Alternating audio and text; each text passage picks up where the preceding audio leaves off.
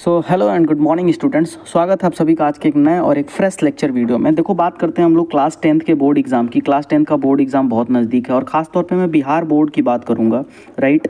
तो बिहार बोर्ड में जो एग्ज़ाम लेता है जो बोर्ड, उसका एक्चुअली में पूरा नाम है BSEB, ओके। और BSEB के एग्ज़ाम का पैटर्न क्या होता है कि वहाँ पर अगर 100 मार्क्स का पेपर है तो वहाँ पर MCQ 50 मार्क्स का होगा और 50 मार्क्स का आपका थ्योरी होगा, यानी कि 50-50% का आपका पेपर होता है, राइट। तो ये जो MCQ सेक्शन आएगा आपके बुक में, आपके एग्ज़ाम में, उसको लेकर के हम लोग जो है कि यहाँ पर इस वीडियो लेक्चर्स में बात कर रहे होंगे, राइट। तो इन MCQs को कैसे टैकल करना है, कैसे प्रैक्टिस करनी है, कौन कौन से क्वेश्चन होने वाले हैं, वो सब चीज़ें हम यहाँ देखेंगे। तो करने क्या वाले हैं वो एक बार हम देख लेते हैं। देखो, ये आपका सिलेबस है, आप सभी को पता होगा। आपका फर्स्ट चैप्टर रासायनिक अभिक्रिया एवं समीकरण, सेकंड है अम्ल क्षार एवं लवण, ठीक है, एंड सो ऑन, ऐसे करके आपके पास 13 चैप्टर्स हैं और इन सारे चैप्टर्स से MCQs पूछे जाते हैं, राइट। तो इन सारे चैप्टर्स से क्या क्या पॉसिबल MCQs बन सकते हैं वो सब हम लोग यहाँ पर देखने वाले हैं। तो जैसे मान लो कि अगर फर्स्ट चैप्टर है तो इससे मैं कम से कम आपको 100 MCQs कराने वाला हूँ, राइट। अगर 100 MCQ एक चैप्टर से आप कर लेते हो और खुद से प्रैक्टिस करते हो, आपका कॉन्फिडेंस डेफिनेटली बिल्डअप होगा। तो इसलिए हम लोग क्या करेंगे, सारे चैप्टर से कुछ कुछ इंपॉर्टेंट MCQs, मतलब 100+ तो MCQs होंगे ही होंगे, राइट। इतने MCQs हम लोग करने वाले हैं। आपको कुछ नहीं करना, आपको वीडियो देखना है, प्रैक्टिस करनी है, खुद से क्वेश्चन का आंसर मार्क करो और फिर सही आंसर और डिटेल में मैं आपको बताने वाला हूँ, राइट। थोड़ा सा डिटेल एक्सप्लेनेशन होगा एंड बस इतना आपके लिए काफ़ी होगा। तो चलो फिर स्टार्ट करते हैं अपना वीडियो और आज से हम लोग का फर्स्ट चैप्टर स्टार्ट हो जाएगा। चैप्टर नंबर 1, रासायनिक अभिक्रिया एवं समीकरण। चलो देखते हैं इसे क्या क्या इंपॉर्टेंट क्वेश्चन बन सकते हैं जो कि आपके एग्जाम के लिए बहुत ज़्यादा इंपॉर्टेंट है। ये भी सिलेबस ही है, इंग्लिश का सिलेबस है। आते हैं फिर क्वेश्चन पे। देखो भाई, MCQ 1 to 20। फर्स्ट क्वेश्चन हमारे पास क्या है, कह रहा है कि निम्नलिखित में से कौन सा रासायनिक अभिक्रिया का सही उदाहरण है। कौन सा रासायनिक अभिक्रिया का सही उदाहरण है। ऑप्शन है हमारे पास, लेट्स, पानी का जमना, दूध से दही बनना, नमक का पानी में घुलना, चीनी का पानी में घुलना। इनमें से कौन है जो रासायनिक अभिक्रिया का सही उदाहरण है। तो आप वीडियो पॉज करो, खुद से आंसर मार्क करो। देखो, इसका जो फर्स्ट का सही आंसर होगा वो होगा ऑप्शन नंबर B, दूध से दही बनना। दूध से दही बनना एक रासायनिक अभिक्रिया। रासायनिक अभिक्रिया कैसी अभिक्रिया होती है, जो एक बार अगर हो गई तो वापस अपने पुराने स्थिति में वो नहीं जा सकती है। तो देखो, पानी अगर एक बार जम जाता है तो फिर से वो उसको आप पानी बना सकते हो। नमक पानी में घुल गया तो आप फिर से नमक और पानी को अलग कर सकते हो। चीनी पानी में घुल गया फिर भी आप उसको अलग कर सकते हो। लेकिन एक बार दूध से दही बन गया, आप उसको फिर दोबारा दूध नहीं बना सकते। और इसी तरीके के रिएक्शन जो एक बार हो जाने के बाद वापस रिवर्स नहीं होते, उनको रासायनिक अभिक्रिया कहते हैं। तो फर्स्ट का जो करेक्ट आंसर हो जाएगा वो हो जाएगा ऑप्शन नंबर क्या, B, ओके।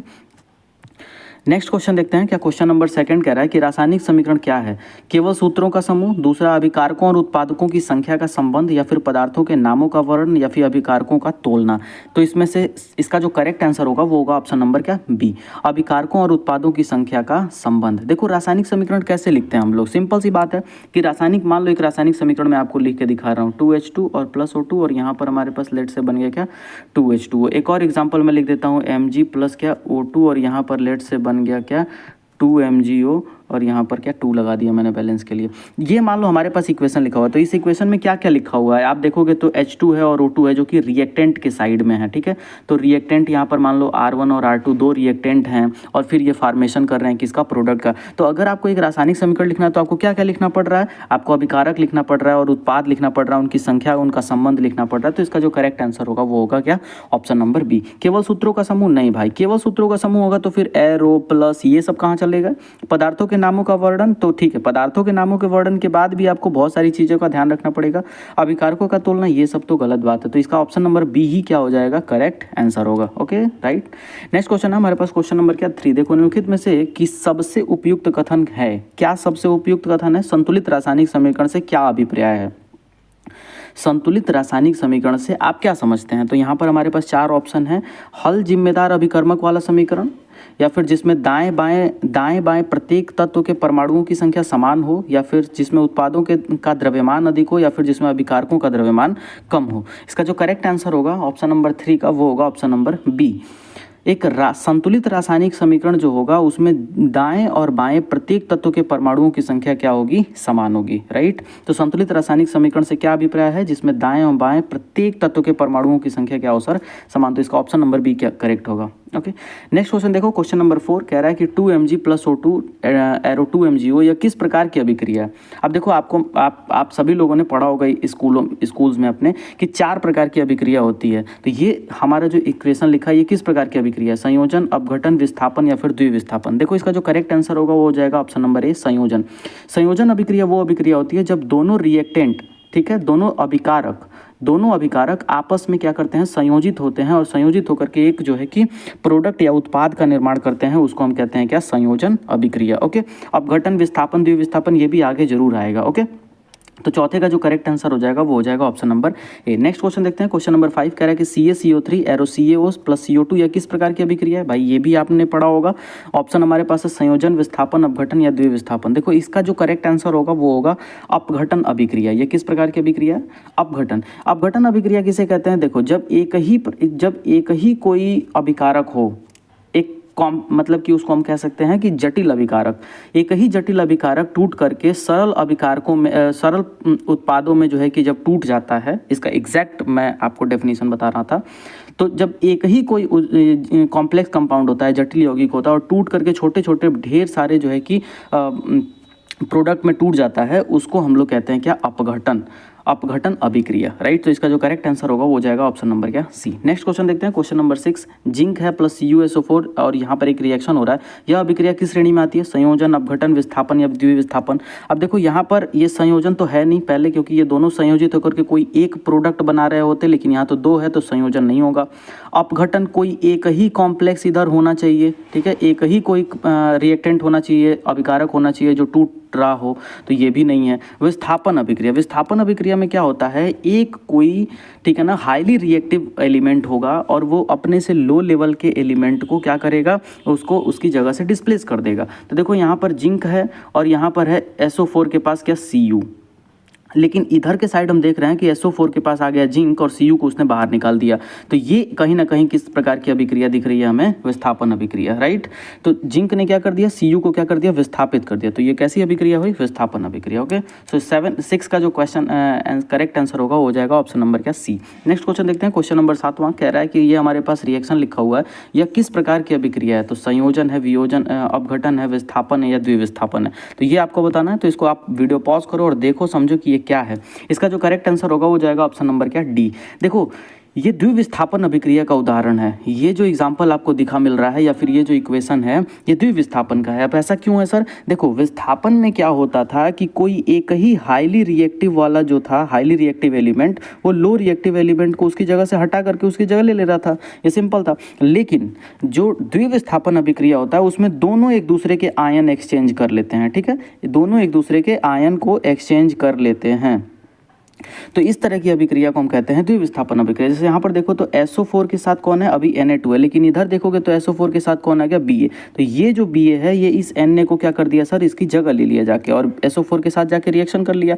लेकिन ये जो Na था इसने भी Ba वाले की जगह जा करके ले ली और Cl के साथ पहले Ba था और अभी Cl के साथ कौन आ गया सर, Na। समझ पा रहे हो। तो एक दूसरे की जगह ये ले लेते हैं। इस तरह की अभिक्रिया को हम क्या कहते हैं सर, द्विविस्थापन अभिक्रिया। तो 7वें का जो ऑप्शन नंबर करेक्ट हो जाएगा वो हो जाएगा ऑप्शन नंबर क्या, डी।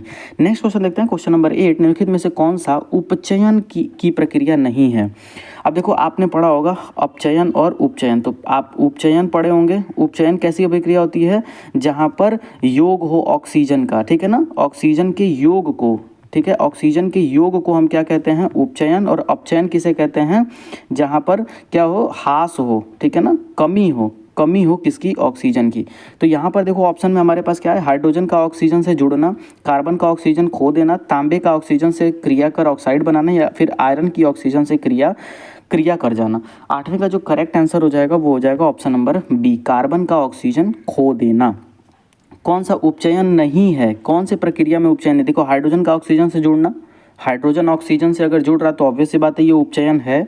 तांबे का ऑक्सीजन से क्रिया कर ऑक्साइड बनाना, भाई तांबे ने क्या किया, ऑक्सीजन के साथ अभिक्रिया कर लिया, तो तांबे के साथ कौन जुड़ गया, ऑक्सीजन। तो ऑक्सीजन अगर जुड़ रहा है तो फिर ये भी तो उपचयन हुआ। आयरन का ऑक्सीजन के साथ क्रिया करना, आयरन ने ऑक्सीजन के साथ क्या कर लिया सर, क्रिया कर लिया, तो क्रिया कर लिया तो भाई आयरन में भी क्या हो गया, ऑक्सीजन जुड़ गया, तो ये भी उपचयन। लेकिन हमसे कह रहा है कि कौन उपचयन की प्रक्रिया नहीं है, तो कहीं ना कहीं कार्बन का ऑक्सीजन खो देना, जब कोई ऑक्सीजन खो देता है या ऑक्सीजन का ह्रास हो जाता है तो वहाँ उपचयन नहीं बल्कि अपचयन हो जाता है, राइट। तो इसका जो करेक्ट आंसर हो जाएगा वो हो जाएगा ऑप्शन नंबर क्या, बी।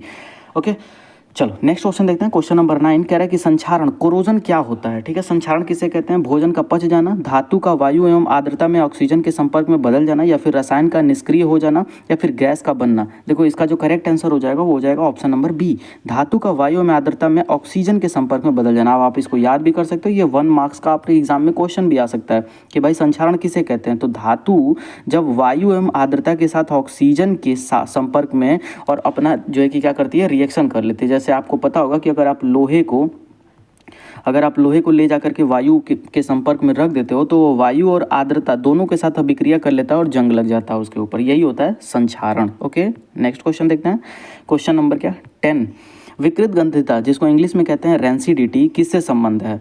राइट, धातुओं के संक्षारण से, वसायुक्त खाद्य पदार्थों का ऑक्सीजन संपर्क में खराब होना, या फिर पानी का जमना, या फिर लकड़ी का सड़ना। इनमें से कौन सा करेक्ट आंसर है? तो देखो इसका जो 10th का जो करेक्ट आंसर है वो ऑप्शन नंबर बी, वसायुक्त खाद्य पदार्थों का ऑक्सीजन के संपर्क में खराब होना। जैसे आपने देखा होगा कि कुछ तैलीय चीज़ें होती हैं, घर पे तला बुना होता है और वो ऑक्सीजन के संपर्क में जब आता है तो वो धीरे धीरे क्या होने लगता है, खराब होने लगता है। तो तैलीय चीज़ों का, ठीक है, तैलीय चीज़ों का ऑक्सीजन के संपर्क में आकर के खराब होना ही क्या कहलाता है, रेंसिडिटी या फिर विकृत गंधिता कहलाता है। Okay okay, so next question हमारे पास है क्वेश्चन नंबर 11, कह रहा है कि नीचे दिए गए में से कौन सा कथन सही नहीं है। अब यह आपको देखना है कौन सा कथन सही नहीं है। संतुलन नहीं किया गया समीकरण असंतुलित कहलाता है।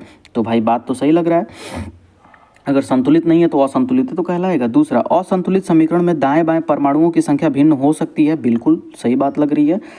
ठीक है, सी ऑप्शन देखो क्या रहा है कि संतुलित समीकरण में द्रव्यमान संरक्षण नहीं होता। भाई ये बात तो कहीं ना कहीं मुझे गलत लग रही है कि संतुलित रासायनिक समीकरण होगा तो उसमें द्रव्यमान संरक्षण तो होगा ही होगा, राइट। संतुलित रासायनिक समीकरण तो उसमें दोनों साइड का द्रव्यमान क्या होगा, बराबर होगा और द्रव्यमान संरक्षण का पालन भी हो रहा होगा। लेकिन ये कह रहा है कि पालन नहीं होता, तो ये कहीं ना कहीं गलत है। ऑप्शन नंबर डी कह रहा है कि द्रव्यमान संरक्षण के नियम के कारण समीकरण संतुलित करना आवश्यक है, तो ये बात भी सही है। तो ऑप्शन नंबर इसका जो सी होगा वो क्या हो जाएगा, करेक्ट हो जाएगा, राइट। देखो आप क्या करो ना, क्वेश्चन जब आ रहा है आप वीडियो पॉज करो, खुद से क्वेश्चन पढ़ो और उसका आंसर मार्क करो, राइट। क्वेश्चन नंबर 12 देखो कह रहा है कि किस अभिक्रिया में 2 या 2 से अधिक अभिकारक मिलकर एक उत्पाद बनाते हैं, राइट। किस अभिक्रिया में 2 या 2 से अधिक अभिकारक मिलकर के एक उत्पाद बनाते हैं? संयोजन, अपघटन, विस्थापन या द्विविस्थापन। देखो आपको बताने की भी जरूरत नहीं है, ये बहुत सिंपल सी बात है कि 2 या 2 से अधिक अभिकारक मिलकर एक ही उत्पाद बनाएंगे तो ये संयोजन अभिक्रिया होता है, राइट। चलो भाई नेक्स्ट क्वेश्चन देखते हैं। क्वेश्चन नंबर क्या, 13, किस अभिक्रिया में एक यौगिक टूटकर 2 या 2 से अधिक सरल पदार्थ बनाता है? संयोजन, अपघटन, विस्थापन या द्विविस्थापन। आप बिल्कुल आसानी से बता सकते हैं कि अभिक्रिया में एक यौगिक टूट करके 2 या 2 से अधिक सरल पदार्थ बनाएगा, ये कोई ना कोई अपघटन अभिक्रिया होती है, राइट। ये कौन सी अभिक्रिया, अपघटन। तो 13 का जो करेक्ट आंसर हो जाएगा वो हो जाएगा option number B. Question number 14 देखते हैं। क्वेश्चन नंबर 14 देखो कह रहा है कि निम्नलिखित में से किसका उदाहरण द्विविस्थापन अभिक्रिया नहीं है। अब आपको इन चारों में से बताना है कि ये इनमें एक कोई होगा जो द्विविस्थापन का नहीं होगा। अब ऑप्शन नंबर ए देखो, NaCl, यानी कि Cl के पास कौन है, Na है, यहाँ पर Cl के पास आ गया Ag, NO3 के पास यहाँ कौन है, Ag, और यहाँ NO3 के पास आ गया Na, यानी कि ये तो द्विविस्थापन है, राइट। आप वीडियो पॉज करो, आप खुद ही देखोगे कि इसमें द्विविस्थापन नहीं होगा। यहाँ पर देखो Ba के पास Cl2 है और Na2 के पास SO4 है, यहाँ SO4 के पास आ गया Ba और Cl के पास आ गया Na2, ये भी द्विविस्थापन अभिक्रिया है। तीसरा देखो CaO H2O CaOH का होल ट्वाइस, तो कहीं ना कहीं यही द्विविस्थापन अभिक्रिया हमें नहीं दिखाई दे रही है। तो 14 का जो करेक्ट आंसर हो जाएगा वो हो जाएगा ऑप्शन नंबर क्या, सी। आप डी वाले में भी देखोगे तो यहाँ पर भी दोनों विस्थापित हो रहे हैं। Pb एक बार I के साथ रिएक्शन कर रहा है, मतलब कि यहाँ पर KI है तो पोटेशियम को हटा करके Pb उसकी जगह चला गया और NO3 की जगह चला आया कौन, पोटेशियम। तो यहाँ पर भी द्विविस्थापन हो रहा है, बट ऑप्शन नंबर सी में कहीं ना कहीं द्विविस्थापन नहीं हो रहा। तो इसका जो करेक्ट आंसर हो जाएगा ऑप्शन नंबर सी। ओके, चलो 15 क्वेश्चन नंबर देखते हैं। H2 + Cl2 2HCl, इस समीकरण को यदि हम संतुलित करें तो कौन सा सही होगा? अब इस रिएक्शन को अगर आपको संतुलित करना है तो चलो संतुलित करते हैं। H2 + क्या, Cl2 एरो क्या 2HCl। हाइड्रोजन यहाँ पर कितना है, 2, यहाँ पर भी हाइड्रोजन कितना है, 2, यहाँ पर Cl2 कितना है, 2, यहाँ पर भी Cl कितना है, 2। तो कहीं ना कहीं ये पूरी तरीके से क्या है, बैलेंस है, राइट। तो इसमें आपको बैलेंस करने की कोई ज़रूरत ही नहीं है, तो बिल्कुल यही वाला रिएक्शन जहाँ होगा वो करेक्ट माना जाएगा, ठीक है।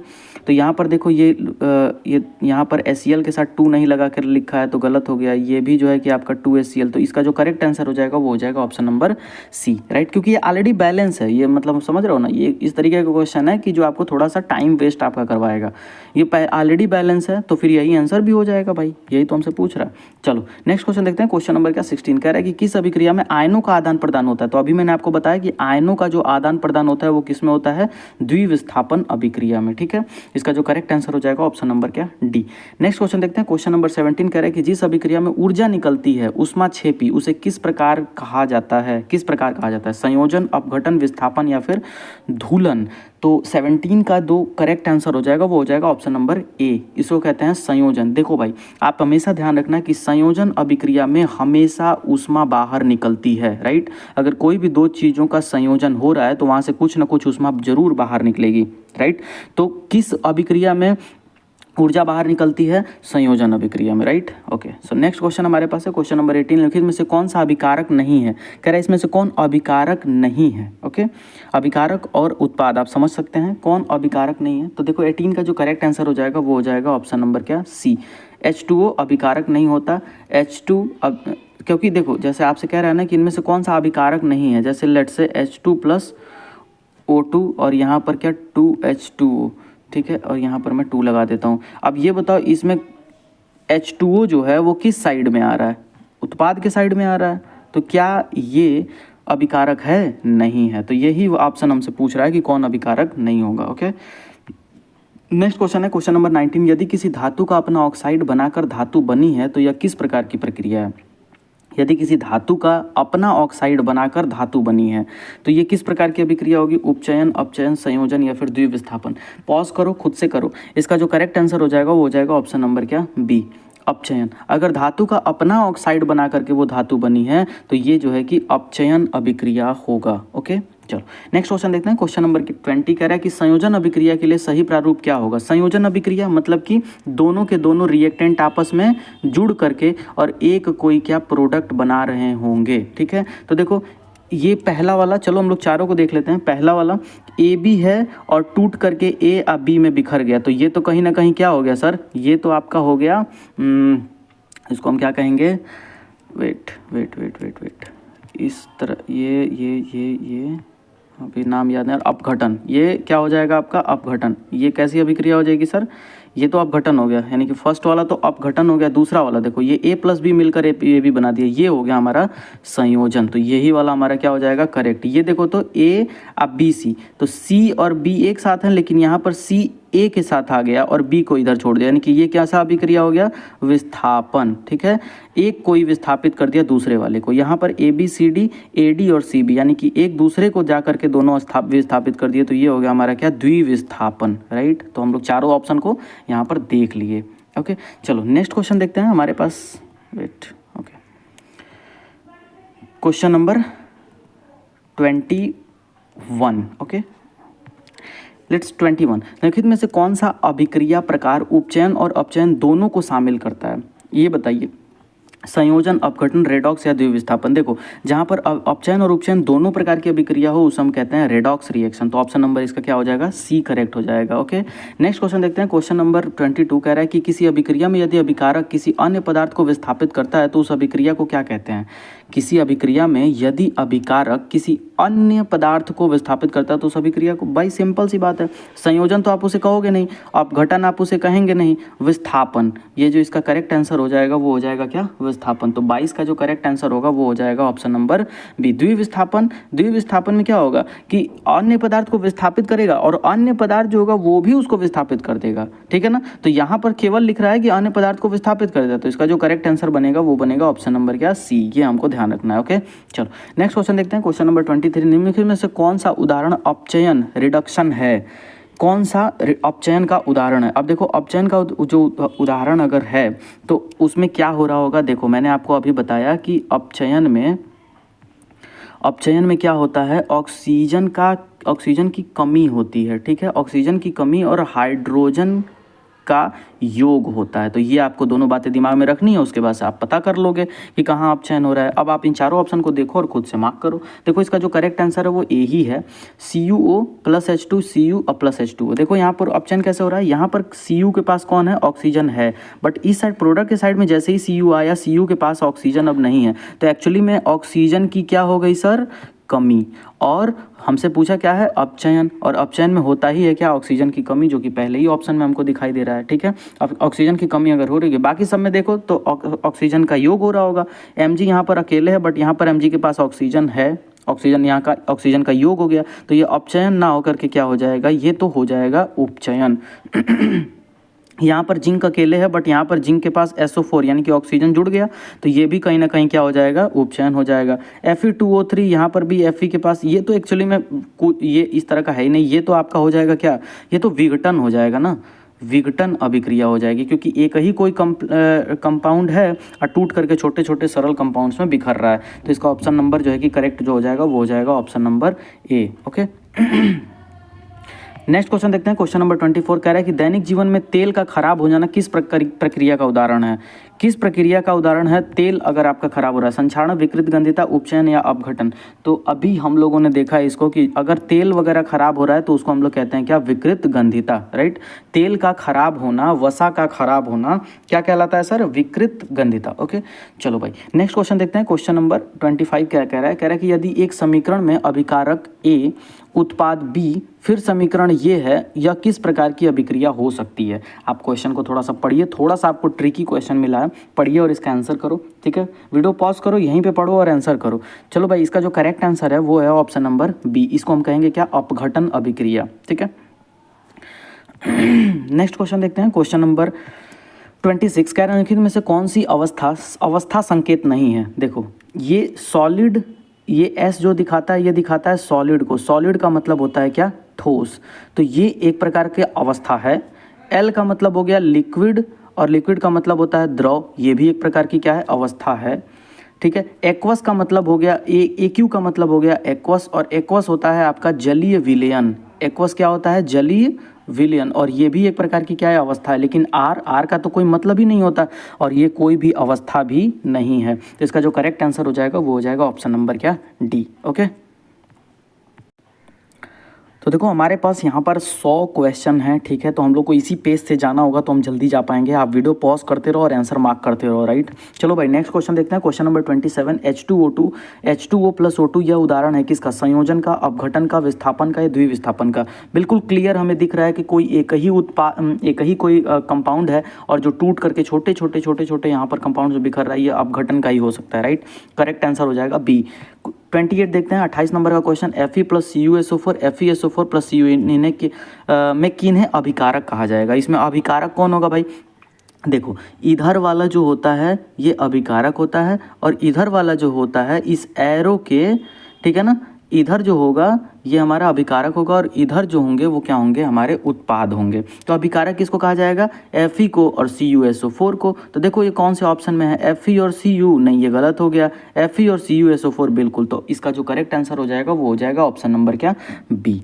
ओके, चलो नेक्स्ट क्वेश्चन देखते हैं। क्वेश्चन नंबर 29 कह रहा है कि यदि एक समीकरण में ये एरो या फिर ये एरो चिन्ह दिखे तो यह संकेत करता है। तो देखो जो ऊपर वाला है ये दिखाता है गैस का निकलना, ठीक है, ये क्या दिखाता है, गैस का निकलना, वहाँ से गैस निकल रही है, ठीक है।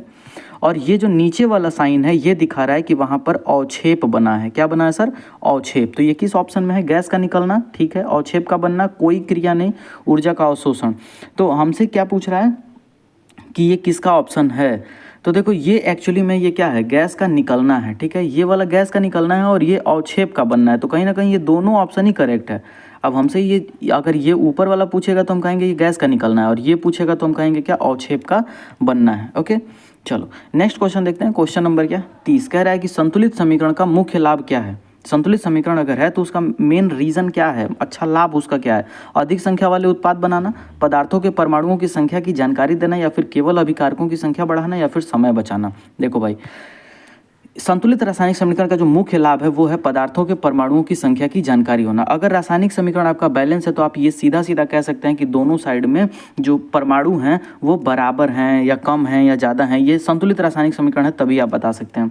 अधिक संख्या वाला उत्पाद बनाना नहीं, केवल अभिकारकों की संख्या बढ़ाना ये भी नहीं, समय बचाना ये भी नहीं। ऑप्शन नंबर 20 का क्या हो जाएगा, करेक्ट हो जाएगा। 31 कह रहा है कि निम्नलिखित में से कहाँ अपरिपूर्ण जानकारी है। हमको ये बताना है, सिंपल सी बात है कि कौन बैलेंस नहीं है। चलो देख लेते हैं। या फिर अपरिपूर्ण जानकारी, ये का मतलब जानते हो क्या, यहाँ पर ये होगा कि वो इक्वेशन ही कंप्लीट नहीं होगा। चलो देखते हैं। जैसे यहाँ पर देखोगे तो 2H2 + O2 2H2O, तो बिल्कुल सही बात है कि 2H2 और O2 मिलकर 2H2O बनाते हैं और ये बैलेंस भी है। देखो यहाँ हाइड्रोजन कितना है, 4, ऑक्सीजन कितना है, 2। यहाँ पर भी हाइड्रोजन कितना है, 4, और ऑक्सीजन कितना है, 2। तो ये बैलेंस भी है, तो सही जानकारी है।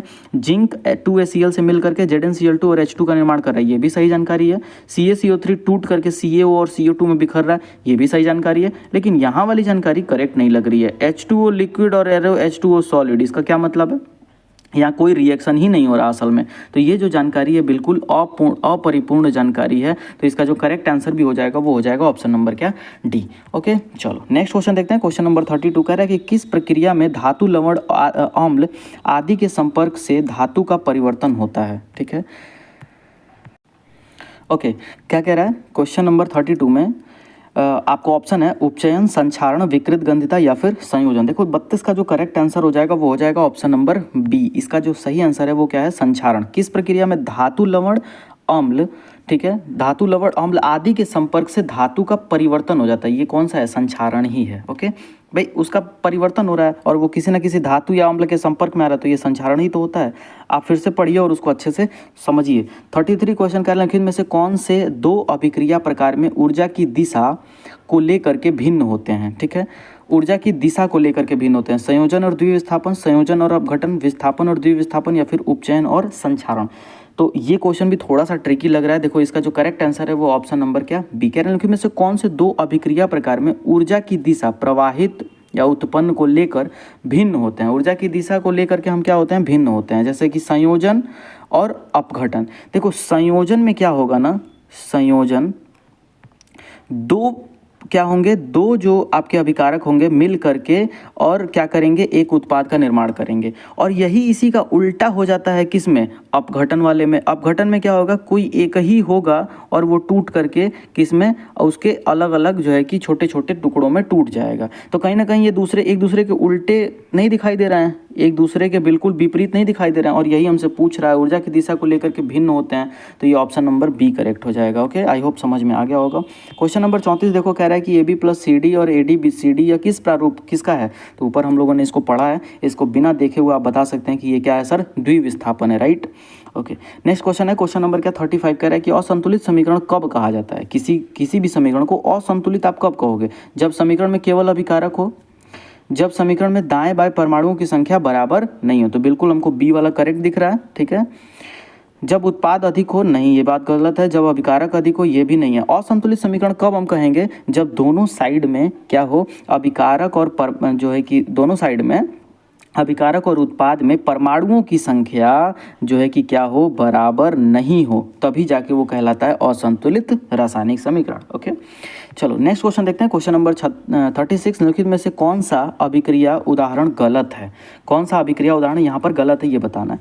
तो देख लेते हैं, कार्बन ऑक्सीजन से मिला और CO2 बना दिया, ठीक है। कौन सा गलत है हमको ये बताना है, ठीक है। 2H2O2 2H2O ये भी सही लग रहा है, ठीक है। NaCl2 2NaCl ये भी सही लग रहा है। 2MgO 2Mg और O2 ये तो हमें कहीं ना कहीं क्या लग रहा है सर, गलत लग रहा है, ठीक है। ओके, इसका जो करेक्ट आंसर हो जाएगा option number D. Next question देखते हैं। क्वेश्चन नंबर 37, यदि किसी अभिक्रिया में H2 गैस निकलती है तो हम क्या कह सकते हैं, गैस निकल रही है, अवक्षेप बन रहा है, कोई नहीं, धातु जम रही है। देखो सिंपल सी बात है कि अगर वहाँ से गैस निकल रहा है तो हम यही कहेंगे गैस निकल रहा है। इसका जो करेक्ट आंसर हो जाएगा ऑप्शन नंबर ए, गैस निकल रही है, राइट। नेक्स्ट क्वेश्चन है क्वेश्चन नंबर 38 कह रहे हैं कि डेली लाइफ एग्जाम्पल लौह कील पर जंग लगना यह दर्शाता है, ठीक है। जैसे कि लौह कील पर अगर जंग लग रहा है तो ये किसको दिखाएगा, संयोजन, संक्षारण, उपचयन या विकृत गंधिता। तो देखो ये दिखाएगा संक्षारण को, तो इसका जो करेक्ट आंसर हो जाएगा वो हो जाएगा ऑप्शन नंबर बी, विकृत गंधिता कब दिखाता है, जब हमारा तेल वाला कोई सामान क्या होता है, खराब होने लगता है, मतलब तेल एक्चुअली खराब हो रहा है तो वो सामान को खराब कर दे रहा है, तो उसको हम कहते हैं क्या, विकृत गंधिता, इंग्लिश में रेंसिडिटी। क्वेश्चन नंबर 39, निम्नलिखित में से कौन सही है? दो आयनों का आदान प्रदान संयोजन, तो ये तो गलत लग रहा मुझे। ठीक है, एक पदार्थ का टूटना अपघटन, बिल्कुल ये बात तो बिल्कुल सही लग रही है। ठीक है, और भी देख लेते हैं कि धातु किसी धातु यौगिक को विस्थापित कर रही है, द्विविस्थापन, तो ये द्विविस्थापन ही खाली विस्थापन है, ध्यान से पढ़ो। और डी कह रहा है ऑक्सीजन का बढ़ जाना अपचयन, नहीं ऑक्सीजन का बढ़ जाना तो उपचयन होता है। तो इसमें जो करेक्ट आंसर मुझे दिख रहा है वो ऑप्शन नंबर क्या है सर, बी, एक पदार्थ का टूटना ही क्या होता है, अपघटन होता है, और यही सही है, यही हमसे पूछ रहा है कि कौन सही है। ओके, नेक्स्ट क्वेश्चन देखते हैं, question number 40। Okay, question number 40 कह रहा है कि निम्नलिखित में से कौन सा सही नहीं है? संयोजन ए प्लस बी ए बी, बिल्कुल सही है। अपघटन ए बी टूट करके ए प्लस बी में टूट रहा है, तो ये भी सही है। विस्थापन ए बी सी बी, ये भी सही है। द्विविस्थापन A plus B C A B plus C, नहीं नहीं नहीं नहीं, द्विविस्थापन में दोनों ही एक दूसरे को विस्थापित कर देंगे, तो कहीं ना कहीं यही सही नहीं है, और हम यही हमसे पूछ रहा है कौन सही नहीं है, तो ऑप्शन नंबर क्या हो जाएगा, इसका डी करेक्ट हो जाएगा 40 का। नेक्स्ट क्वेश्चन है, क्वेश्चन नंबर 41 कह रहा है कि यदि समीकरण को संतुलित करते समय किसी अभिकारक के आगे 3 लिखा गया हो तो वह क्या कहलाएगा? सूत्र, गुणांक, संकेत या अभिकारक। देखो, अगर आप कहीं पे भी इक्वेशन को बैलेंस कर रहे हो, समीकरण को बैलेंस कर रहे हो, संतुलित कर रहे हो, और आगे आप अगर 3, 2, 4 ये सब लिख के उसका गुणा कर रहे हो उसको बैलेंस करने के लिए, तो एक्चुअली में वो कहलाता है गुणांक, उसको हम कहते हैं कॉफिशिएंट। ठीक है, तो ध्यान रखना है, 41 का जो करेक्ट आंसर हो जाएगा वो हो जाएगा option number B. Next question हमारे पास 42 का है, वायुमंडल में लोहे का जंग लग जाना, इस प्रक्रिया में कौन सी गैस मुख्य रूप से कार्य करती है? नाइट्रोजन, ऑक्सीजन, हाइड्रोजन या फिर कार्बन डाइऑक्साइड। तो आप सभी लोगों को पता है इसका जो करेक्ट आंसर है वो ऑप्शन नंबर क्या, बी। अगर आप लोहे को खुले वातावरण में रख रहे हो तो इसी ऑक्सीजन के संपर्क में आती है और उसमें जंग लग जाता है, तो इसमें कौन सी गैस जो है कि मुख्य भूमिका निभाती है, तो वो है ऑक्सीजन। ओके, नेक्स्ट क्वेश्चन देखते हैं, क्वेश्चन नंबर 43 कह रहे हैं निम्नलिखित में से किस में गैस का विकसित होना देखा गया है? निम्नलिखित में से किस में गैस का विकसित होना देखा गया है? ऑप्शन हमारे पास है, आप चारों ऑप्शन को पढ़ो, एक बार वीडियो पॉज करो और फिर देखो कि क्या करेक्ट आंसर होगा। 43 का जो करेक्ट आंसर है वो ए ही है, जिंक है और H2SO4 है, ZnSO4 और H2। तो किस में गैस का विकसित होना हो रहा है, तो ये हमारा है ये पहले वाले में ही। आप देखो यहीं से एकमात्र यही इक्वेशन है जिसमें H2 गैस जो है कि बाहर निकला है, बाकी आप किसी में भी देखोगे तो कोई भी गैस बाहर नहीं निकल रही है, राइट। ठीक है, अब देखो यहाँ पर एक ऑप्शन नंबर डी है कि कार्बन प्लस ऑक्सीजन और यहाँ पर CO2 गैस, ये CO2 भी आप कह सकते हैं कि सर ये भी तो गैस है और ये भी यहाँ से निकल रहा है, तो नहीं, एक्चुअली में यहाँ पर भी गैस था, O2 था और तब जाके ये CO2 बना। लेकिन हमसे क्वेश्चन में पूछा है कि कहाँ गैस विकसित हो रही है, मैंने पहले गैस नहीं था बट अभी वो गैस वहाँ बना, तो ये सिर्फ और सिर्फ पहले वाले ऑप्शन में हो रहा है। यहाँ तो ऑलरेडी एक गैस था O2 भी तो ऑक्सीजन भी तो गैस है और तब जाके एक CO2 बन रहा है, तो ये चीज़ हमसे पूछ ही नहीं रहा, तो इसलिए ये ऑप्शन करेक्ट नहीं होगा। इसका ऑप्शन नंबर ए जो है कि वो क्या हो जाएगा, करेक्ट हो जाएगा, राइट। ओके, नेक्स्ट क्वेश्चन देखते हैं, क्वेश्चन नंबर 44 कह रहे हैं में से किस में अवक्षेप बन रहा है, ये आपको बताना है। तो इस क्वेश्चन को आप जो है कि बढ़िया से देखो और पॉज करके और फिर बताओ अवक्षेप किस में बन रहा है। देखो 44 का जो करेक्ट आंसर है वो ए ही है, BaCl2 plus Na2SO4 arrow BaSO4 और 2NaCl, यहीं पर क्या हो रहा है, ये प्रेसिपिटेट बन रहा है। बाकी सब में आप देखोगे तो यहाँ पर क्या एक सिंपल सा इक्वेशन है और ये जो है कि कम्प्लीटली यहाँ पर हो रहा है, बट यहाँ आप देखोगे तो यहाँ पर NaCl का क्या हो जाएगा, अवक्षेप बन जाएगा, ये एक एक्वा सोल्यूशन बना देगा, right. Sorry BaSO4 solid state में रहेगा और यही अवक्षेप बनेगा, यही प्रेसिपिटेट बनेगा। अवक्षेप किस में बनेगा, जहाँ पर देखो अवक्षेप बनना क्या होता है, जो अभिक्रिया हो गया और उसमें वो घुला नहीं, ठीक है, मतलब कि उस विलयन के अंदर कोई वो घुला नहीं और वो जा के नीचे ऐसे बैठ गया। तो ये बताओ अभिक्रिया में जो सॉलिड स्टेट में रहेगा उत्पाद बनने के बाद भी, वही तो जाकर के नीचे बैठ जाएगा। सॉलिड समझते हो, मतलब कि वो ठोस अवस्था में है तो वो घुला ही नहीं, तो वो नीचे जाकर के क्या हो गया, बैठ गया, तो वही क्या हो जाएगा, अब अवक्षेप बन जाएगा। और किस में अवक्षेप बन रहा है, तो ये इसी वाले में बन रहा है, बाकी सब में तो रिएक्शन कंप्लीट हो रहा था। ओके, नेक्स्ट क्वेश्चन देखते हैं।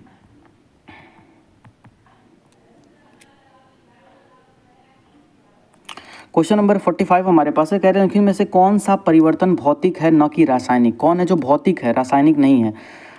दूध से दही बनना रासायनिक है, तांबा हरी परत चढ़ना, बर्फ का पानी बदलना, लोहे पर जंग लगना। देखो इसका जो करेक्ट आंसर है वो है बर्फ का पानी में बदलना। ये कोई रासायनिक परिवर्तन नहीं है, ये एक भौतिक परिवर्तन है। बर्फ पानी बन गया और फिर पानी से बर्फ बन गया, ये कोई बड़ी बात नहीं है। लेकिन ये बाकी तीनों, दूध से दही बनना, ये एक रासायनिक प्रक्रिया है। तांबा पे हरित परत चढ़ना, तांबा ऑक्सीजन से अभिक्रिया कर लिया और उसके ऊपर ऑक्साइड बन गया तांबे का, जो कि हरे कलर का होता है, तो ये भी एक रासायनिक परिवर्तन है। लोहे पर जंग लगना, ये भी एक रासायनिक परिवर्तन है। लेकिन बर्फ का पानी में बदलना, ये कोई भी रासायनिक परिवर्तन नहीं है। ओके, नेक्स्ट क्वेश्चन देखते हैं। क्वेश्चन नंबर क्या 46, उपचयन, ऑक्सीडेशन की परिभाषा क्या है? उपचयन की परिभाषा क्या है सर? अभी मैंने आपको बताया, वीडियो आपने ऊपर देखा ही होगा कि उपचयन क्या होता है। उपचयन का मतलब कि ऑक्सीजन का योग और हाइड्रोजन की कमी। तो ऑक्सीजन का ह्रास नहीं भाई, ये तो गलत बात है, ठीक है। हाइड्रोजन की वृद्धि नहीं, ऑक्सीजन की वृद्धि या हाइड्रोजन की कमी, बिल्कुल सी वाला ऑप्शन यहाँ पर क्या हो जाएगा, करेक्ट हो जाएगा। उपचयन की परिभाषा यही होती है कि ऑक्सीजन की वृद्धि या हाइड्रोजन की कमी, दोनों में से कोई हो रहा होगा तो उसे हम क्या कहेंगे, उपचयन कहेंगे। ओके, नेक्स्ट क्वेश्चन देखते हैं। क्वेश्चन नंबर क्या 47 कह रहा है कि अपचयन रिडक्शन की परिभाषा क्या है? अपचयन की परिभाषा क्या है? ऑक्सीजन की वृद्धि नहीं, हाइड्रोजन की कमी, ये भी गलत है। ऑक्सीजन की कमी और हाइड्रोजन की वृद्धि, बिल्कुल उसका उल्टा हो जाता है। यहाँ पर ऑक्सीजन की कमी हो जाएगी और हाइड्रोजन की वृद्धि हो जाएगी, राइट। तो इसको आप अच्छे से एक बार देख के और याद भी कर लेंगे, राइट। क्वेश्चन नंबर 48 कह रहा है कि निम्नलिखित में से कौन सा अभिक्रिया प्रकार अवशोषित ऊर्जा उष्माशोषी है? कौन उष्माशोषी होता है? तो अभी मैंने आपको बताया कि संयोजन अभिक्रिया जो सॉरी ये तो उष्माक्षेपी होती है, तो संयोजन नहीं। इसका 48 का जो करेक्ट आंसर होगा वो होगा ऑप्शन नंबर बी। अपघटन अभिक्रिया जो होती है वो एक्चुअली में उष्माशोषी अभिक्रिया होती है। देखो, उष्माशोषी अभिक्रिया वो अभिक्रिया होती है जिसमें अभिक्रिया को कंप्लीट करने के लिए, ठीक है ना, अभिक्रिया को कंप्लीट करने के लिए आपको क्या करना होता है, ऊष्मा देने की जरूरत पड़ती है, वही उष्माशोषी होती है। यानी कि ये रिएक्टेंट जो होगा, ये अभिक्रिया जो होगी, ये खुद ही इसको ऊष्मा चाहिए। तो अपघटन अभिक्रिया ऐसी अभिक्रिया ही होती है, जैसे मैंने आपको अभी बताया कि कोई भी एक कॉम्प्लेक्स कंपाउंड जैसे CO टूट करके क्या हो जाएगा, CaO और CO कोई भी एक कॉम्प्लेक्स कंपाउंड जो होगा वो टूटेगा और छोटे छोटे बहुत ढेर सारे कंपाउंड्स में क्या हो जाएगा, बिखर जाएगा। तो इस तरह की अभिक्रिया को हम क्या कहते हैं, अपघटन अभिक्रिया। तो ये बताओ, अगर कोई एक जटिल यौगिक है तो वो टूटेगा कैसे? उसको जब तक आप ऊर्जा नहीं दोगे वो टूटेगा ही नहीं। तो इसका जो करेक्ट आंसर हो जाएगा वो हो जाएगा अपघटन। देखो याद रखना कि उष्माशोषी, अपघटन और संयोजन उष्माक्षेपी। ओके, अवक्षेप किसका संकेत है? अवक्षेप अगर बना है तो ये किसका संकेत है? गैस का बनना, ठोस के रूप में बनना किसी नए पदार्थ का, रंग बदलना या तापमान बदलना। तो देखो इसका जो करेक्ट आंसर हो जाएगा ऑप्शन नंबर क्या, बी 49 का। अवक्षेप का मतलब होता है कि ठोस के रूप में बनना किसी नए पदार्थ का, राइट। कोई एक नया पदार्थ है जो कि ठोस के रूप में बन गया है और अब वो विलयन में घुलने का नाम नहीं ले रहा है और नीचे जा करके अवक्षेप बना दिया है। तो इसका जो करेक्ट आंसर हो जाएगा वो हो जाएगा ऑप्शन नंबर बी। ओके, चलो नेक्स्ट क्वेश्चन देखते हैं। क्वेश्चन नंबर 50 कह रहा है कि दैनिक जीवन में चिप्स की पैकेट में नाइट्रोजन गैस भरने का उद्देश्य क्या है? आप सभी लोगों को अच्छे से पढ़ाया गया होगा, बताया गया होगा कि कोई भी जो पैकेट वाला चीज़ होता है उसमें अक्सर नाइट्रोजन गैस ही डाला जाता है। ऐसा इसलिए ताकि नाइट्रोजन जो होता है वो एंटीऑक्सीडेंट होता है और इन सभी लोगों को, जितने भी उसके अंदर चीज़ें होती हैं, उनको ऑक्सीजन से अभिक्रिया करने से क्या करता है, रोकता है। तो यहाँ पर क्या इसका उद्देश्य क्या है? रंग बढ़ाना, स्वाद बढ़ाना, विकृत गंधिता को रोकना या वायु रोधी करना। तो देखो इसका जो करेक्ट आंसर हो जाएगा वो हो जाएगा ऑप्शन नंबर क्या, सी। 50 का जो करेक्ट आंसर होगा वो हो जाएगा ऑप्शन नंबर सी, कि विकृत गंधिता को रोकना। चिप्स के पैकेट में नाइट्रोजन गैस डालने का मतलब क्या होता है? विकृत गंधिता को रोकना, मतलब कि वो वहाँ से खराब होने से रोक देगा।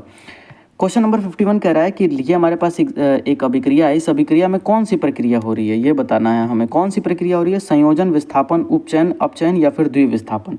तो 51 का जो करेक्ट आंसर हो जाएगा ऑप्शन नंबर सी। यहाँ पर उपचयन अपचयन दोनों अभिक्रिया हो रही है, जिसको हम लोग रेडॉक्स रिएक्शन कहते हैं। अब आप देख लो जरा, PbO, PB के पास पहले कौन था? ऑक्सीजन था, बट इधर आओगे तो PB के पास ऑक्सीजन नहीं है। तो यहाँ पर PB का ऑक्सीजन का क्या हो गया? लॉस हो गया, यानी कि ऑक्सीजन की कमी हो गई। तो PbO का हो गया अपचयन।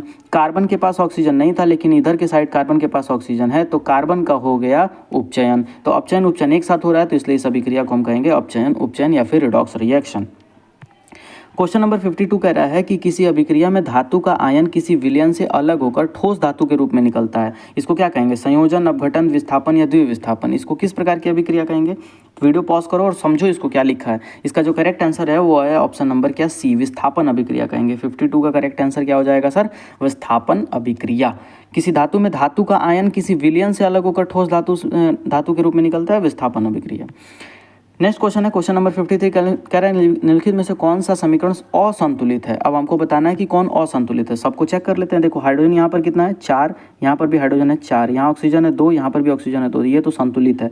मैग्नीशियम यहाँ पर 1 है, यहाँ पर भी 1 है, ऑक्सीजन यहाँ पर 2 है, लेकिन यहाँ ऑक्सीजन कितना है सर 1, तो ये वाला ही संतुलित नहीं है। तो इसका जो करेक्ट आंसर हो जाएगा वो हो जाएगा ऑप्शन नंबर बी। बाकी देख लो, इसको कैल्शियम यहाँ पर 1 है, यहाँ पर भी कैल्शियम 1 है, कार्बन यहाँ पर भी 1 है, यहाँ पर भी 1 है, ऑक्सीजन यहाँ पर 3 है, यहाँ पर 1 और 2, यहाँ पर भी 3 है, ये तो बैलेंस है। जिंक यहाँ पर 1 है, जिंक यहाँ पर 1 है, क्लोरीन यहाँ पर 2 है, यहाँ पर भी क्लोरीन 2 है, हाइड्रोजन यहाँ पर भी 2 है और यहाँ पर भी 2 है, तो ये भी बैलेंस है। और हमसे मतलब कि हमसे पूछ रहा है कि कौन संतुलित नहीं है, असंतुलित है, तो ऑप्शन नंबर क्या हो जाएगा बी। ओके, क्वेश्चन नंबर 54 देखो, अभिकारक शब्द किसे कहते हैं। अभिकारक किसे कहते हैं भाई, तो अभी मैंने आपको कितनी बार बता दिया कि अभिकारक ही होते हैं जो उत्पाद बनाने के लिए अभिक्रिया करते हैं। तो जो अभिक्रिया में भाग लेता है, जो उत्पाद बनाता है, जो समीकरण में लिखता है, जो गैस में बदल जाता है। तो 54 का जो करेक्ट आंसर हो जाएगा ऑप्शन नंबर ए, जो अभिक्रिया में भाग लेता है। जो अभिक्रिया में भाग लेता है उसी को हम क्या कहते हैं सर, अभिकारक। ओके, उत्पाद किसे कहा जाता है, उत्पाद किसे कहा जाता है, देखो तो शुरुआत में मौजूद पदार्थ, अभिक्रिया के बाद बनने वाला पदार्थ। तो बिल्कुल यही वाला करेक्ट हो जाएगा कि अभिक्रिया के बाद बनने वाले पदार्थ को क्या कहते हैं सर,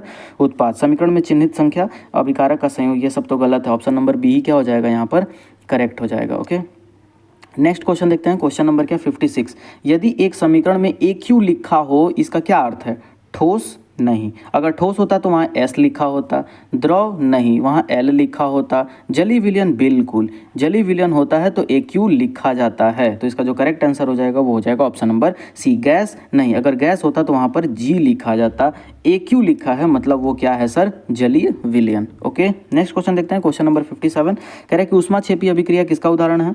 ऊष्माक्षेपी अभिक्रिया किसका उदाहरण है, तो देखो ऊष्माक्षेपी और ऊष्माशोषी मैंने आपको बता दिया था ना। ऊष्माक्षेपी अभिक्रिया कब होगा, जब कहीं पे संयोजन अभिक्रिया हो रही है। अब देख लो इन चारों में से संयोजन कहाँ हो रहा है, तो पहले वाले में ही दिख रहा है। तो 57 का जो करेक्ट आंसर हो जाएगा वो अपने आप में ये हो जाएगा, क्योंकि H2O2 के साथ संयोजित होकर के H2O बना रही है। और जहाँ पर भी संयोजन अभिक्रिया होगा वहाँ पर क्या होगा, ऊष्माक्षेपी अभिक्रिया ही होगी। ये कैसी अभिक्रिया है बताओ, एक ही कंपाउंड टूट करके एक या एक से अधिक कंपाउंड में बिखर जा रहा है, तो ये आपका हो गया वियोजन या फिर अपघटन।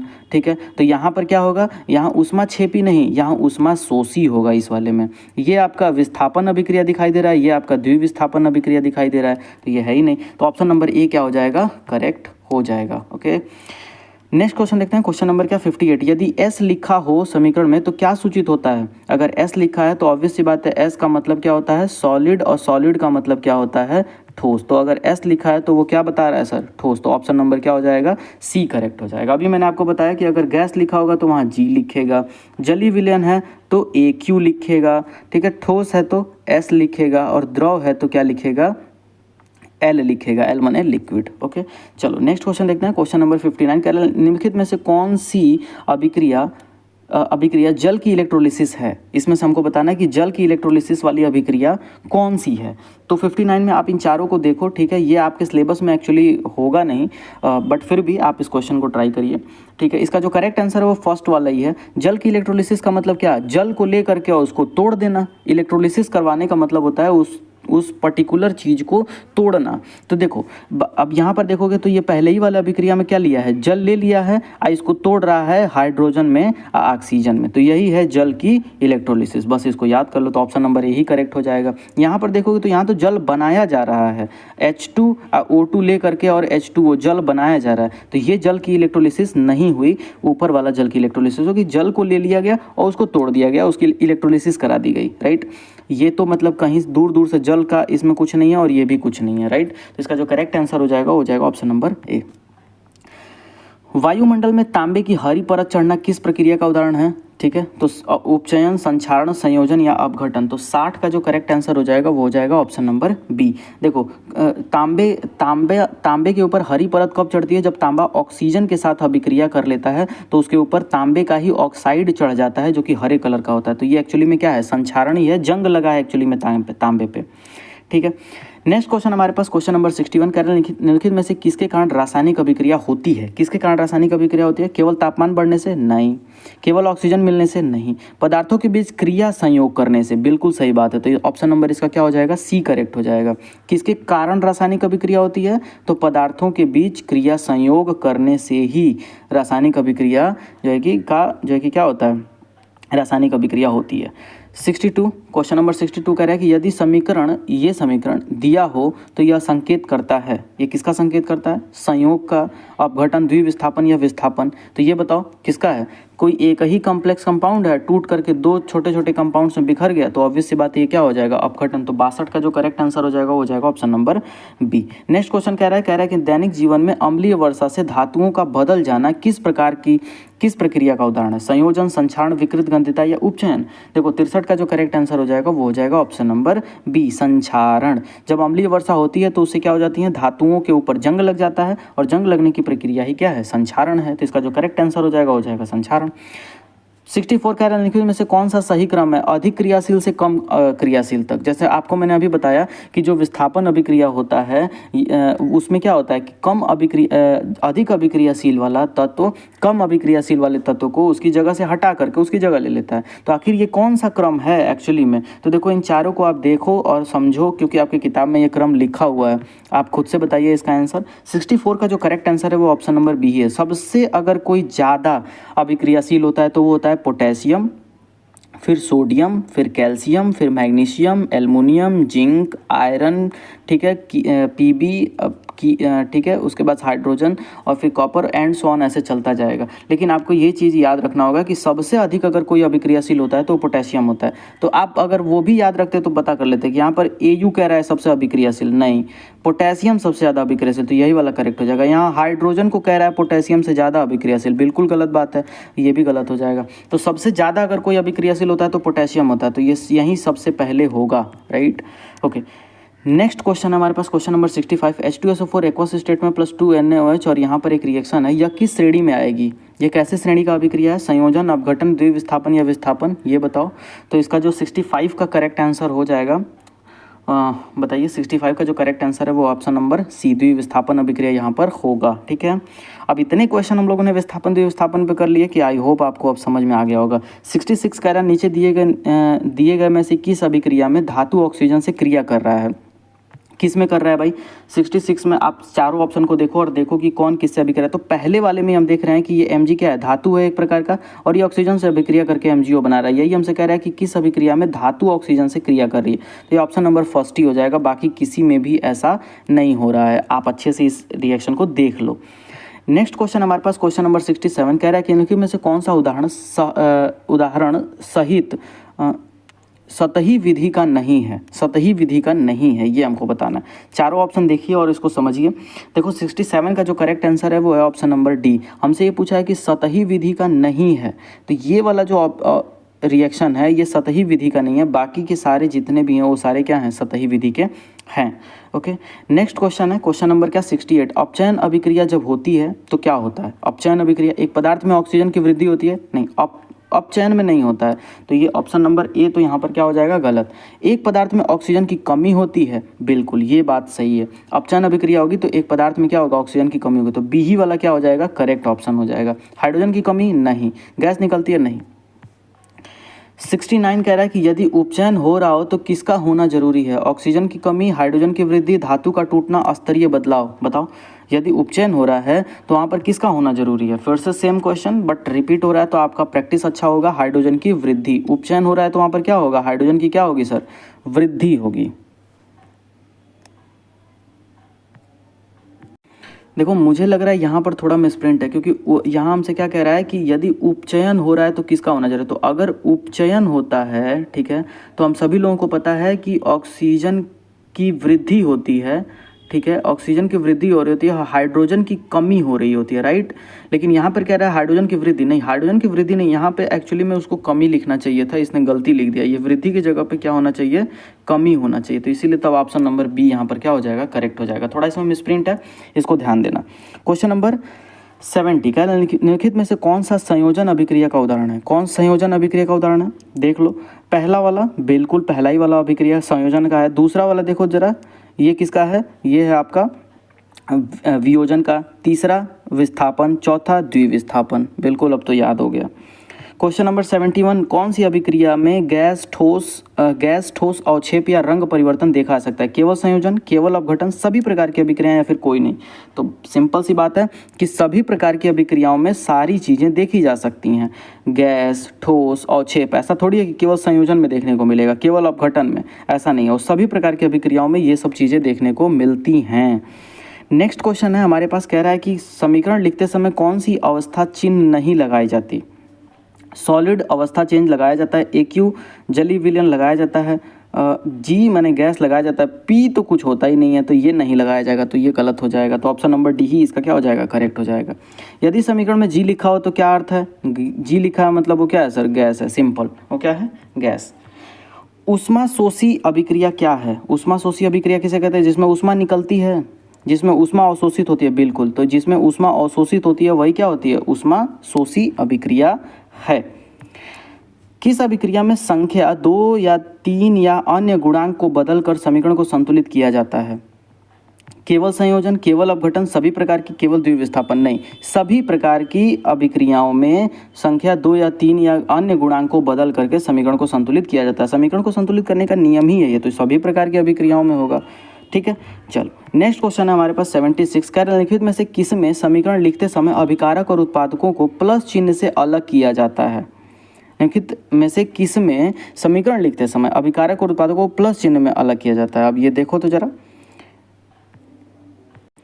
ठीक है। अब आप इन ऑप्शंस को देखिए जरा, जैसे अभिकारकों और उत्पादकों को प्लस चिन्ह से अलग किया गया, तो यहाँ पर अभिकारकों को तो प्लस चिन्ह से अलग किया गया है लेकिन उत्पादों को नहीं। अभिकारकों को तो प्लस चिन्ह से अलग किया गया है लेकिन उत्पादों को नहीं। अभिकारकों को प्लस चिन्ह से अलग किया गया है और उत्पादों को भी प्लस चिन्ह से अलग किया गया है, तो यही वाला ऑप्शन वो सटीक बैठ रहा है, राइट। तो इसका जो आंसर हो जाएगा वो हो जाएगा ऑप्शन नंबर सी। 77 कह रहा है निम्नलिखित में से किस सेल प्रकार की अभिक्रिया है? निम्नलिखित में से किस सेल प्रकार की अभिक्रिया है? फोटोसिंथेसिस, जंग लगना, भोजन का पचना या फिर केवल बी? तो 77 का जो करेक्ट आंसर हो जाएगा वो हो जाएगा ऑप्शन नंबर बी। यही एक प्रकार की क्या है, अभिक्रिया, सेल प्रकार की अभिक्रिया है, ठीक है ना।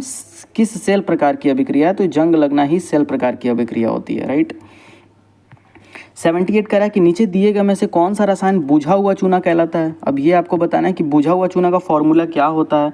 तो सभी लोगों को पता है कि CaOH का होल ट्वाइस ही क्या होता है, बुझा हुआ चूना। CaO क्या होता है, बिना बुझा चूना।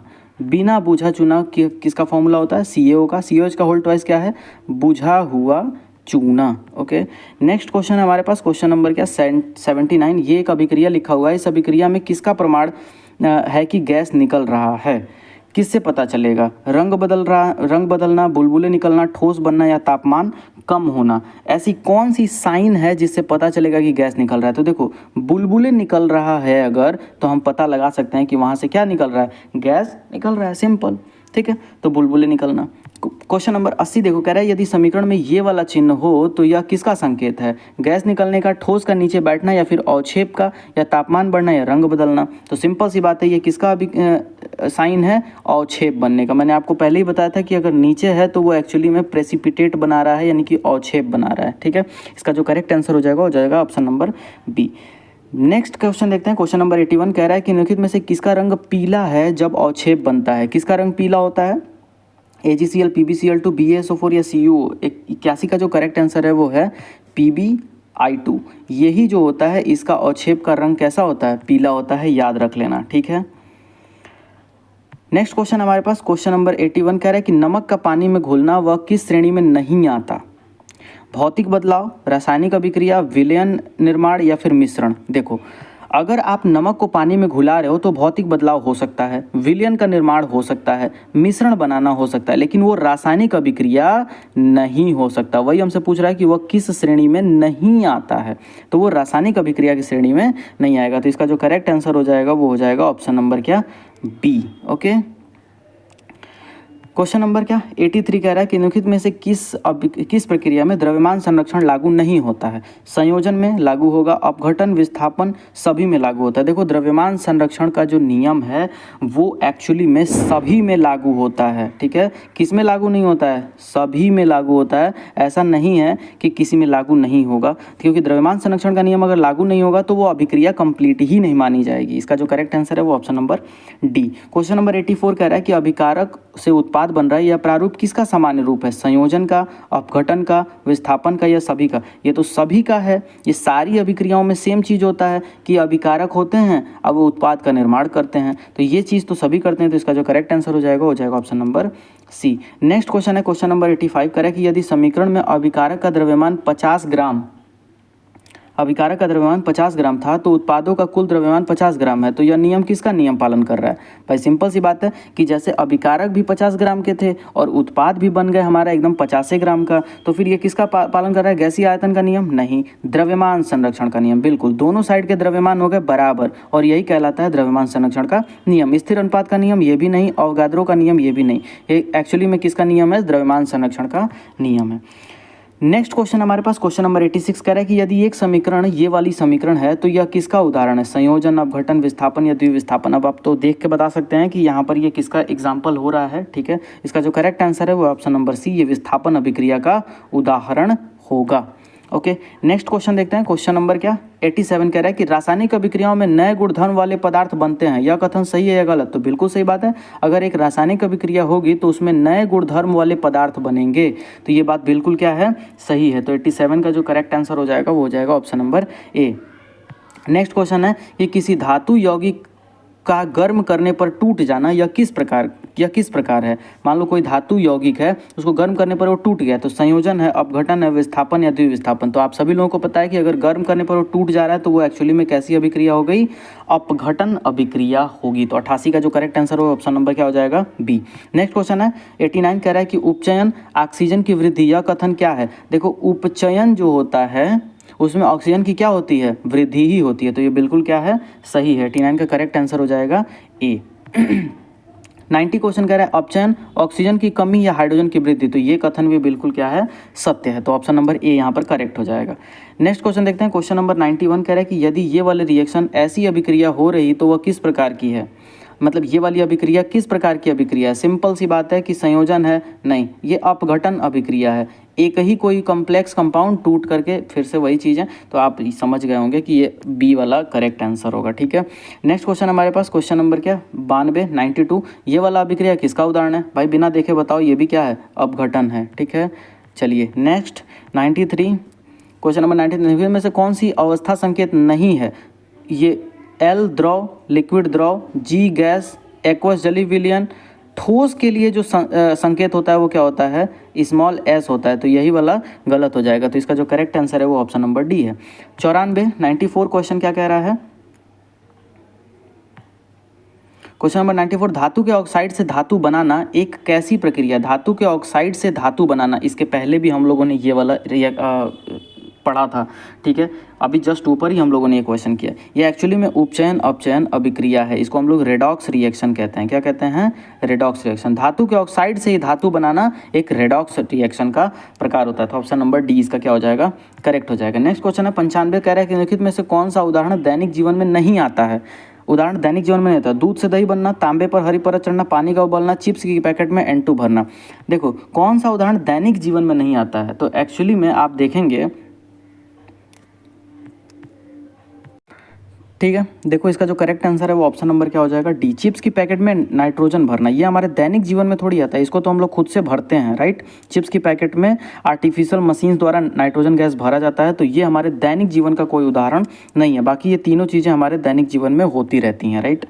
नेक्स्ट क्वेश्चन है क्वेश्चन नंबर 96 कह रहा है कि ये वाला उदाहरण किसका है? भाई सिंपल सी बात है, ये भी अपघटन का ही उदाहरण है। एक है टूट रहा है, दो में अपघटन अभिक्रिया हो गया। नेक्स्ट 97 क्वेश्चन नंबर 97 निम्नलिखित में से कौन सी क्रिया उपचयन नहीं है? हाइड्रोजन का ऑक्सीजन से जुड़ना, कार्बन का ऑक्सीजन देना, तांबा ऑक्साइड से तांबे का बनना, या फिर इनमें से कोई नहीं। 97 का जो करेक्ट आंसर है वो ऑप्शन नंबर सी है, तांबा ऑक्साइड से तांबा बनाना ये उपचयन नहीं है, ये एक्चुअली में उपचयन अपचयन है। तो ये एक्चुअली में क्या है, किसका एग्जाम्पल है, ये रेडॉक्स का एग्जाम्पल है। तो ये ऑप्शन नंबर सी यहाँ पर करेक्ट हो जाएगा। फिर से इस क्वेश्चन को पॉज करिएगा और आप लोग एक बार देखिएगा। क्वेश्चन नंबर 98, यदि समीकरण में उत्पादों की संख्या 2 से अधिक हो तो वह हो सकता है संयोजन, अपघटन, विस्थापन या द्विविस्थापन। अगर उत्पादों की संख्या 2 या 2 से अधिक हो तो वो क्या हो सकता है, आपको बताना है। तो ये इसका जो करेक्ट आंसर है वो है ऑप्शन नंबर डी, द्विविस्थापन। अगर उत्पादों की संख्या 2 या 2 से अधिक हो रही है तो जाहिर सी बात है कि वहाँ पर क्या हो रहा होगा, द्विविस्थापन तो हो रहा होगा, राइट। 99 जो है, क्वेश्चन नंबर 99, ये एक अभिक्रिया दे दिया है, किसका उदाहरण है। तो देखो यहाँ पर ये दोनों संयोजित होकर के एक उत्पाद बना दिए, संयोजन अभिक्रिया। ओके, नेक्स्ट और क्वेश्चन नंबर 100, आज के लिए लास्ट सवाल। रासायनिक अभिक्रिया एवं समीकरण अध्याय में मुख्य उद्देश्य क्या है। क्या है भाई, केवल सूत्र याद करना नहीं, पदार्थों के बीच क्रिया प्रतिक्रिया को समझना, रसायन बेचना या फिर रंग बदलने की प्रक्रिया। एक्चुअली में इसका जो मतलब है वो है पदार्थों के बीच की क्रिया प्रतिक्रिया को समझना। तो ये जो करेक्ट आंसर हो जाएगा वो हो जाएगा option number B. Okay, so that's it for today. आज के लिए इतना ही रहने देते हैं। चैप्टर फर्स्ट से जितने भी एमसीक्यूज बन सकते थे उसमें बहुत सारे रिपीटेड भी क्वेश्चन थे। आपको उससे बोर नहीं होना है, आपको एक्चुअली में उसको ज़्यादा से ज़्यादा बार रिपीट करना है, ज़्यादा से ज़्यादा बार अपने दिमाग में उसको लेके आना है, सो दैट आप एग्जाम में गलती ना करो। तो आज चैप्टर फर्स्ट था, 100 क्वेश्चन हम लोगों ने आज किए जो कि काफ़ी बेनिफिशियल है आपके लिए। ऐसे ही हम लोग सारे चैप्टर्स में 100 क्वेश्चन तो एटलीस्ट मिनिमम रखेंगे ही रखेंगे, राइट। तो बने रहिए इस सीरीज़ के साथ, मिलते हैं अगली नेक्स्ट वीडियो में। Thank you so much.